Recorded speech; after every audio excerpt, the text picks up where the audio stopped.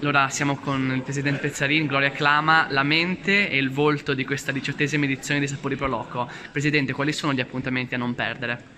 Beh, prima di tutto c'è vicino a me Gloria Acclama, che ormai tutti conoscono per aver portato in alto il nome del Friuli Venezia Giulia come cultura, come gastronomia, come tradizione.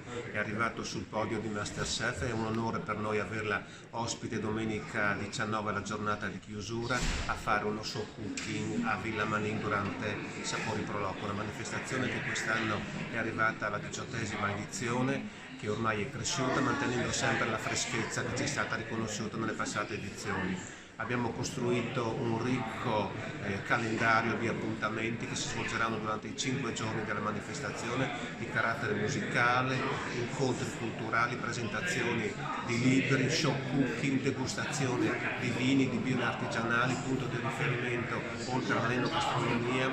Ci sono anche le visite guidate alle risorgive del Vedio Friuli e al parco secolare di Villa Manin, che molti non conoscono, con una guida anche botanica per conoscere le specie di quegli alberi. Poi spazio anche ai bambini, quindi diciamo una festa per tutti, ma soprattutto per le famiglie.